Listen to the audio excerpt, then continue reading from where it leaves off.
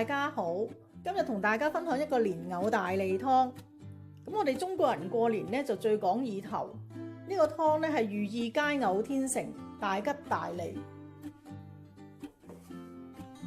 材料有豬脷1條，350克，豬骨500克，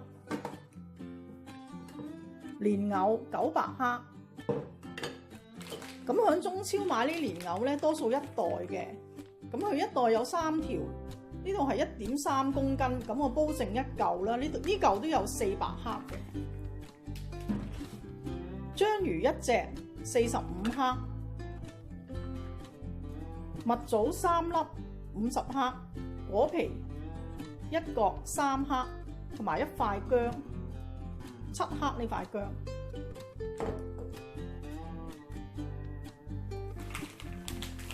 咁喺英國買呢啲蓮藕都唔平㗎，7英鎊1公斤。咁呢度蓮藕咧就買咗9英鎊。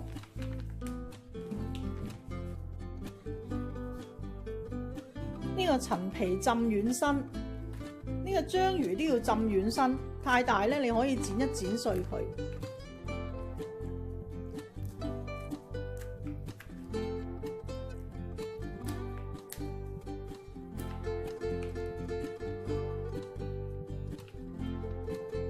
呢個湯咧，有人會中意加啲綠豆落去嘅。如果你想加綠豆咧，你可以加3湯匙嘅綠豆落去，或者你喜歡嘅份量。豬脷豬骨出水，凍水落鑊，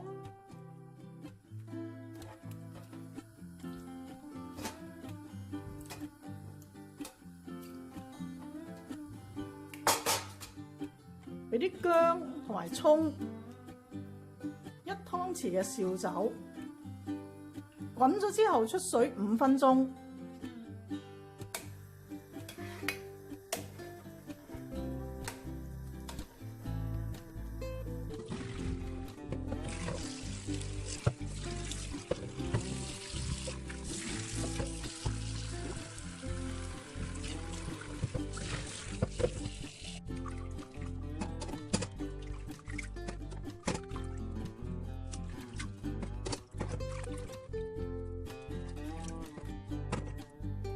呢個豬脷咧有啲白色嘅膜㗎，呢個膜咧要除咗佢。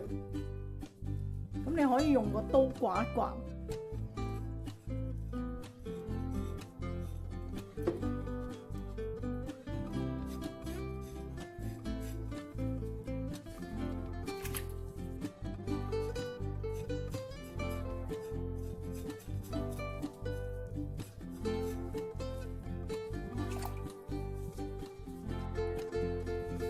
豬脷咧，你可以煲完湯先切嘅，但係呢條豬脷因為個肉台俾我嘅時候咧，佢都唔係太完整，所以我就切咗佢先煲。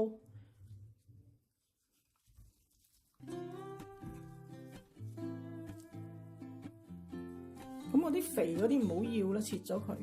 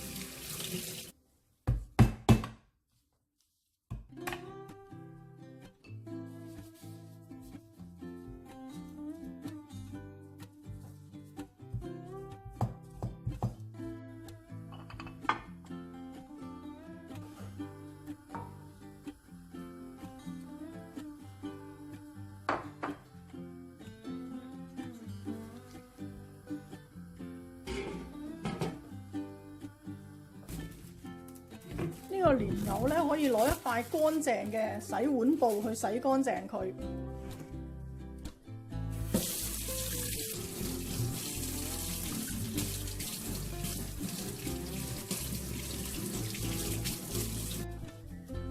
蓮藕煲湯咧可以連皮煲，但係如果你唔中意咧，你都可以批咗佢嘅。咁呢個藕節咧，你批乾淨佢都可以煲埋湯嘅。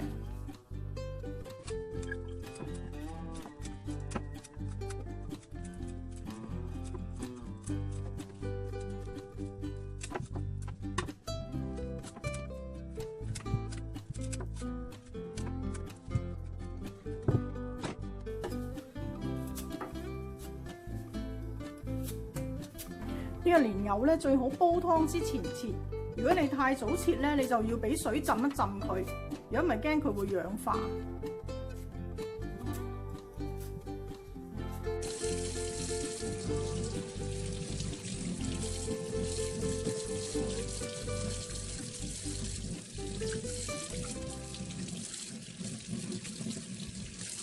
蓮藕喺呢度中間切開。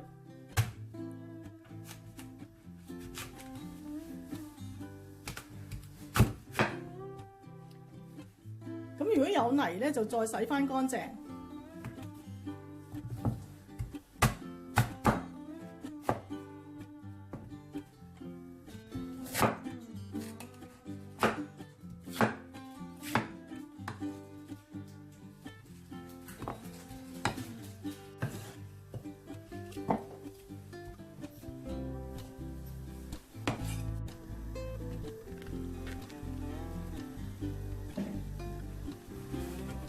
水滾之後，將我哋所有材料放入去個煲嗰度煲。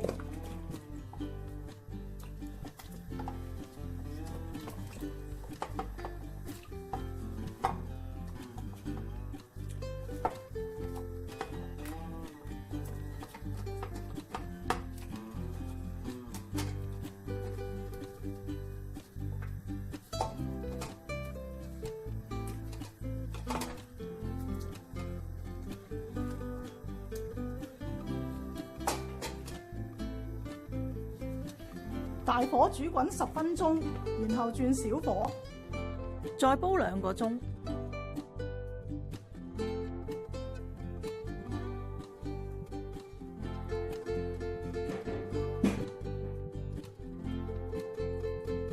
落返適量嘅鹽。